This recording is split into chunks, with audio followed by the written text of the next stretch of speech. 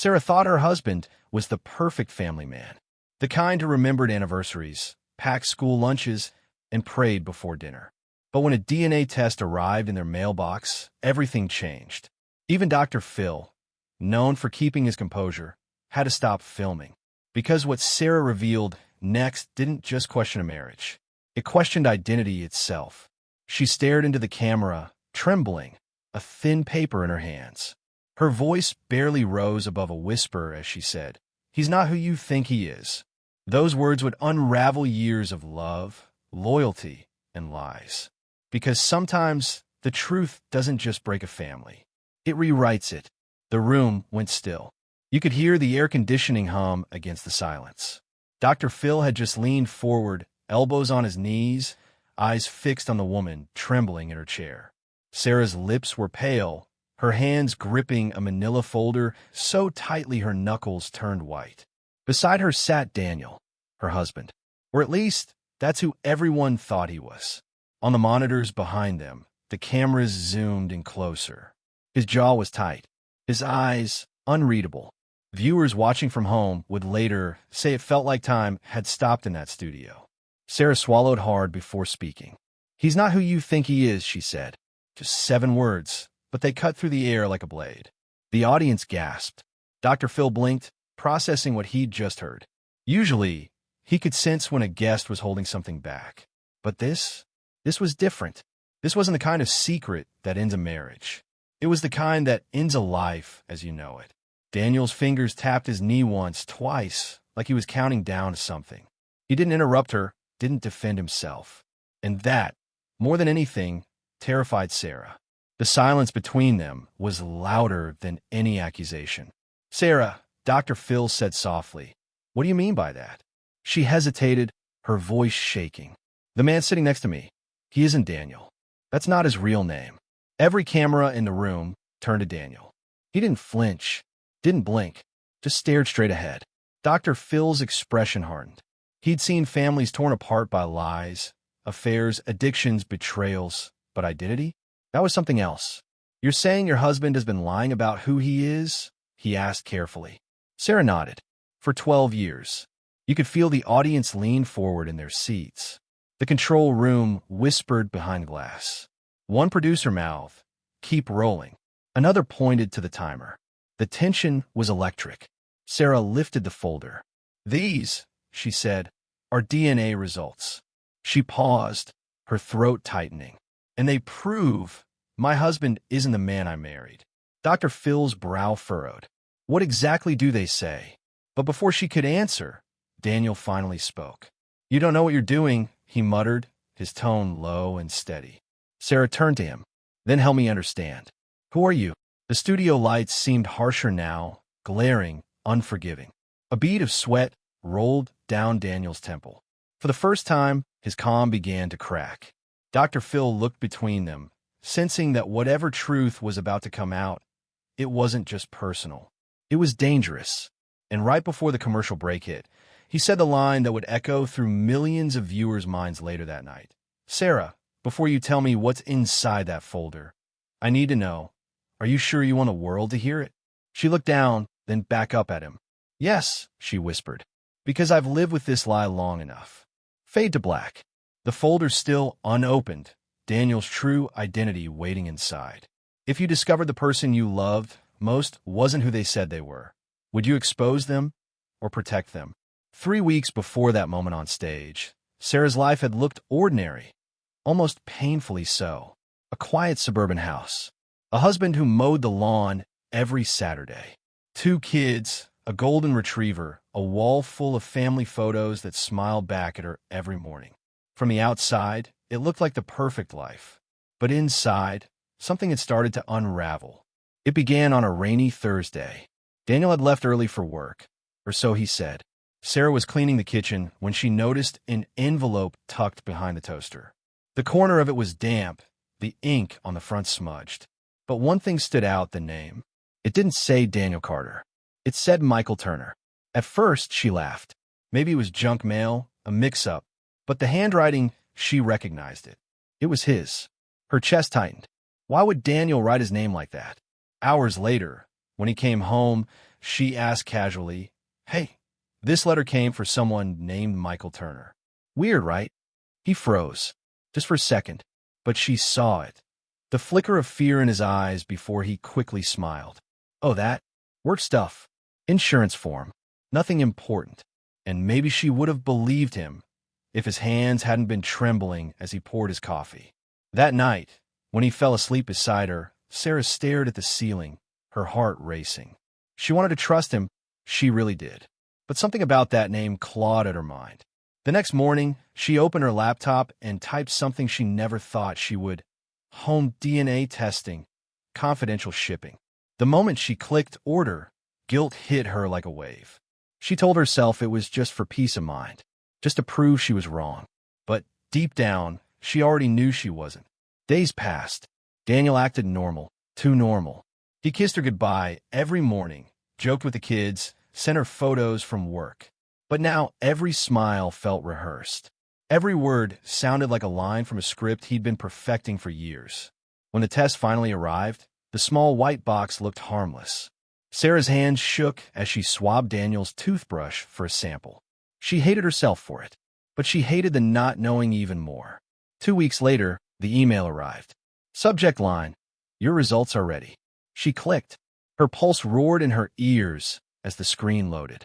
The results confirmed a shocking mismatch. The man living in her home didn't exist in any record as Daniel Carter. His DNA connected to Michael Turner, born in another state, with no marriage license under his name. Her whole body went cold. She looked at the photo on her nightstand, Daniel holding their daughter in his arms, laughing in the sunlight. And suddenly, that image felt like a memory of a stranger. That night, she couldn't sleep. She replayed every year of their life together like a movie, every anniversary, every secret smile, and wondered which scenes were real. Then something inside her broke. She opened a new tab and typed, "Contact Dr. Phill Show. Family secret submission." It wasn't revenge. It was desperation. She needed help. She needed the truth to come out where it couldn't be buried again. The next morning, she packed the folder with the DNA results and wrote one line on the top in shaky handwriting. "He's not who he says he is." Her finger hovered over the send button for a long time before she clicked it. And just like that, the lie she'd lived in for 12 years began to collapse. Sometimes the truth doesn't knock, it breaks down the door. If you suspected your partner was living under a false name, would you want to know the truth or keep your peace? Back on the Dr. Phill stage, the tension was thick enough to touch. Sarah sat frozen, one hand pressed to the folder on her lap. Daniel, or Michael, sat beside her, staring straight ahead, the lights gleaming off the sweat forming at his hairline. The audience could feel it. Something big was coming. Dr. Phill leaned forward, his voice calm but firm. "Daniel, or should I say Michael, your wife says you're not who you claim to be. Do you want to tell us what's going on?" The man took a slow breath. The silence stretched so long that even the cameras seemed to hold their breath. Then he said quietly, "She's right." A ripple of gasps filled the audience. Sarah's jaw dropped, her lips parting as if she'd been struck. He continued, "My name isn't Daniel Carter. It never was." Sarah blinked, tears welling in her eyes. "Then who are you?" she whispered. He hesitated, his voice cracking for the first time.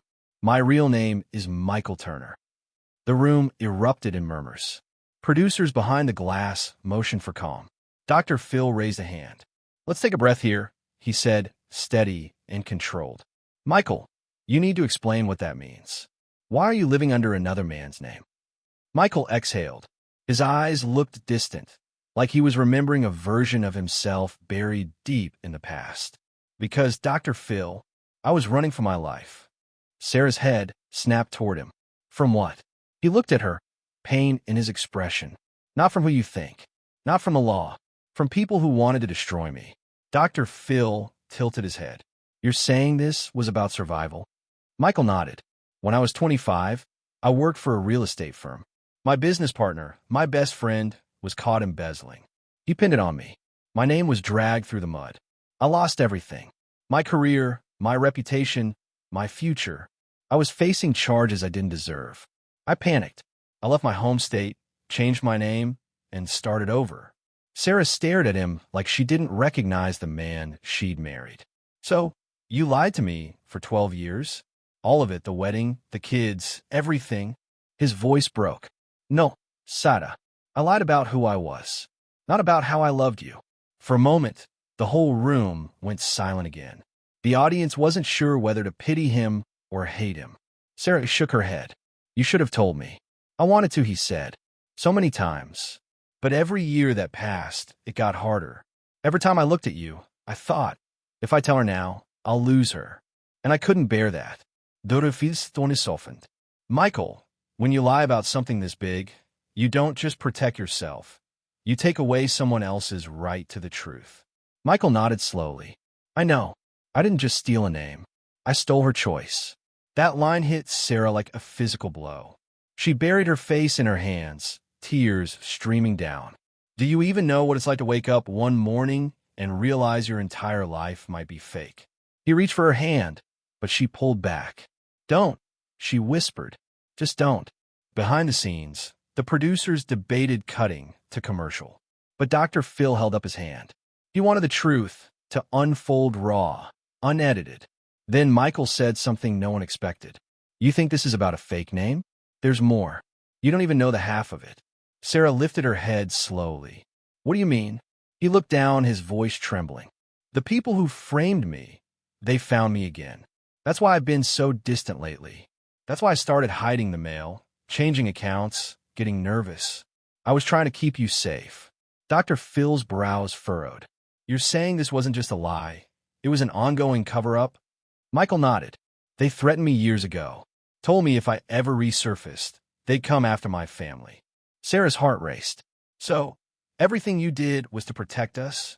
He met her eyes. Yes. I never meant to hurt you. I was just trying to survive. Dr. Phill sat back, exhaling deeply. Michael, secrets are like mold. They grow in the dark. And once you finally turn on the light, you can't unsee what's been hiding. Sarah wiped her tears. Then why now? Why finally admit it? Michael looked at her, defeated. Because the truth has a way of finding you, whether you're ready or not. Sarah turns to Dr. Phill and says softly, You don't understand. I think I know who those people are. When someone lies to protect you, does their love excuse the deception or destroy it? The audience didn't move. You could almost feel the heat from the lights pressing down on that stage. On Sarah, on Michael, two people unraveling under the weight of 12 years of silence. Dr. Phil's eyes narrowed slightly. He knew there was more beneath the surface. He'd seen hundreds of lies before, but this had layers. Sarah, he said gently, you just said you think you know who these people are. What did you mean by that? Sarah's hands twisted in her lap. She hesitated, staring at the man beside her. A few months ago, she began, I started getting phone calls. Unknown numbers. No voice on the other end, just breathing. Once, someone left a voicemail. It was just a man's voice saying, You don't know who you're married to. I thought it was a prank. Michael's shoulders tensed. His eyes darkened with realization. You should have told me. She turned sharply to him. You should have told me.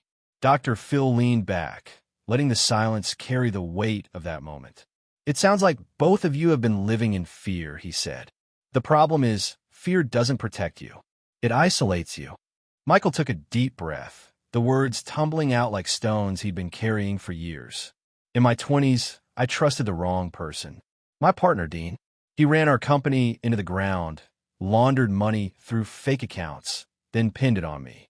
I was arrested, questioned, humiliated. When they found proof, it wasn't me. The damage was already done. My name was poison. So I disappeared. Sarah's voice cracked. And you thought you could just become someone else? He nodded. I didn't know what else to do. I was 28, broke and scared. I met you 6 months later. You were the first person who looked at me like I wasn't ruined. I told myself I'd tell you the truth one day, but then you smiled at me and I couldn't.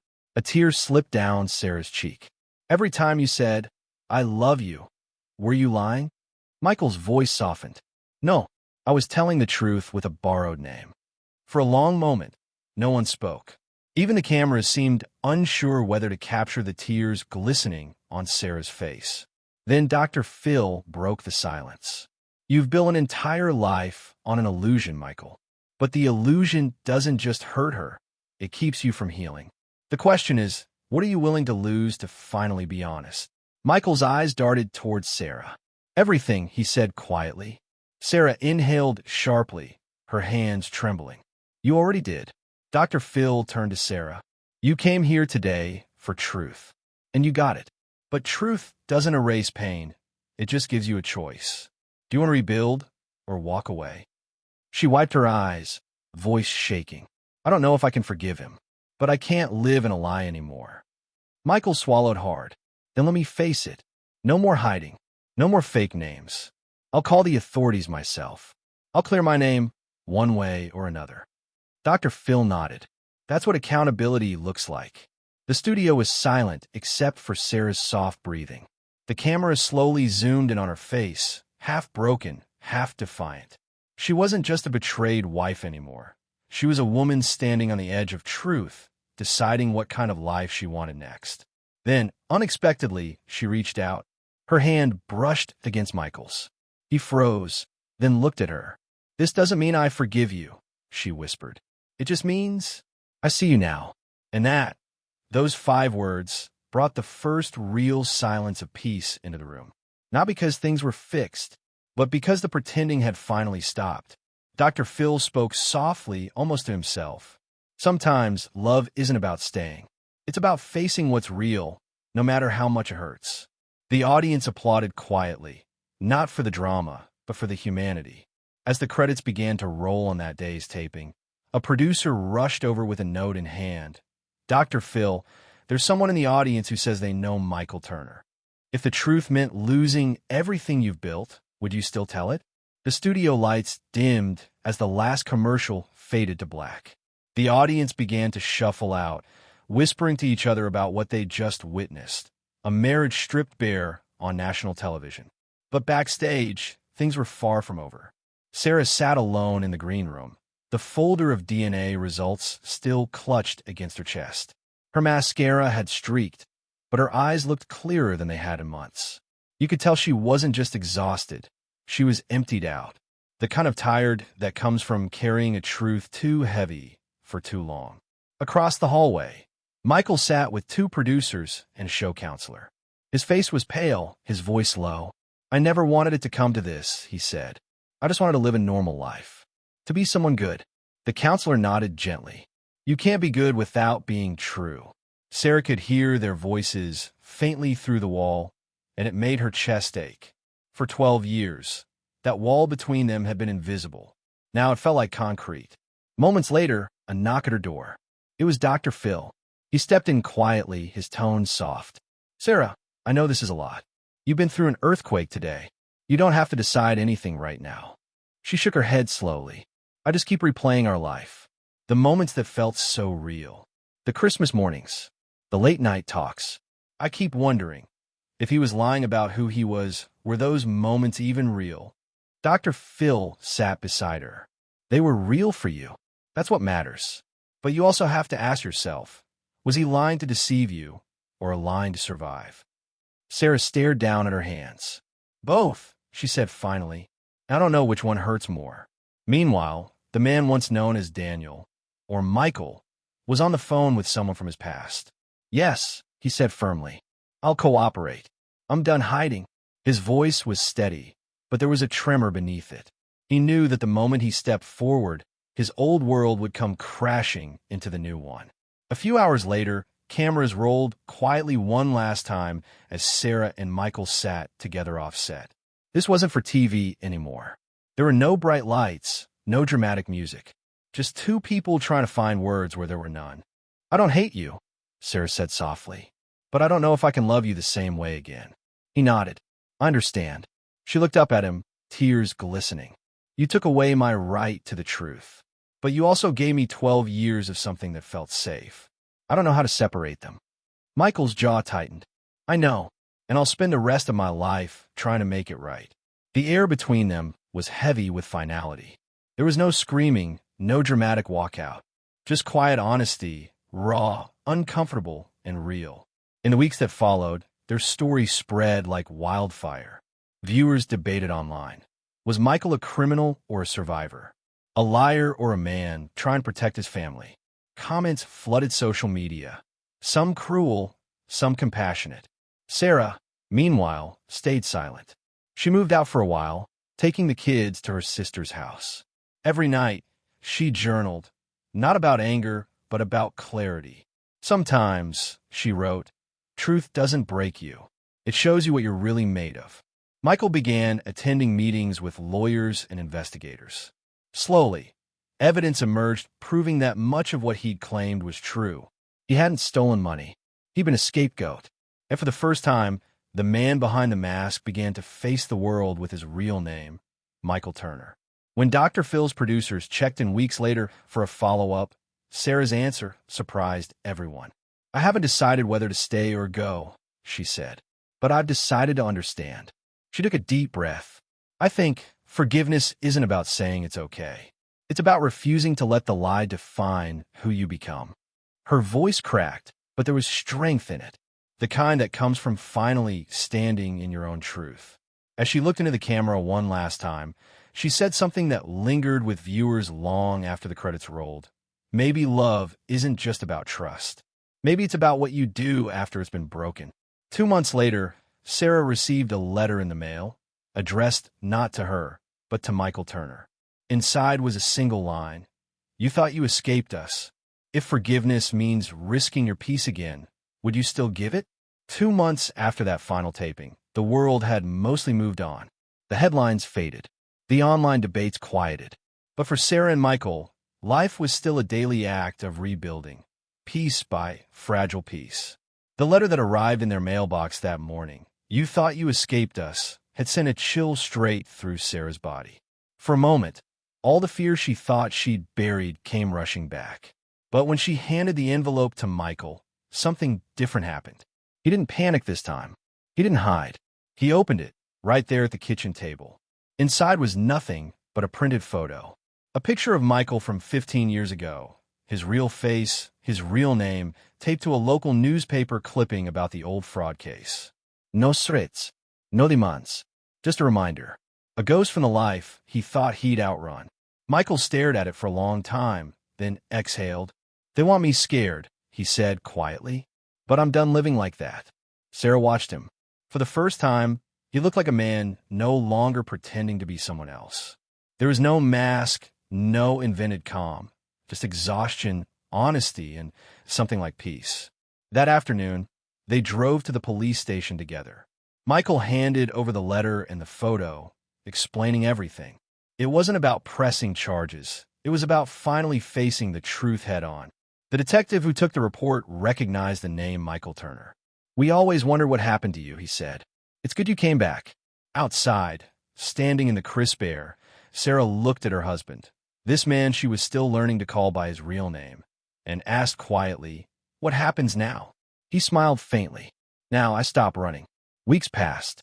The investigation reopened. Michael's name was officially cleared after new evidence surfaced. A confession letter from the real culprit, unearthed in an old case file. For the first time in over a decade, his identity was restored. But something had changed in both of them. Truth had cost them everything, yet somehow given them more. Sarah didn't rush back into marriage counseling or public appearances. She chose stillness. Reflection. She began volunteering at a local community center, helping people who'd discovered family lies through DNA tests. Children who'd found out their parents weren't biologically theirs, spouses grappling with hidden pasts, people whose sense of self had cracked under secrets. It started small, 5 people in a circle sharing stories. She called the group Rewritten Lives. In one session, a woman cried as she told how she discovered her father had a second family.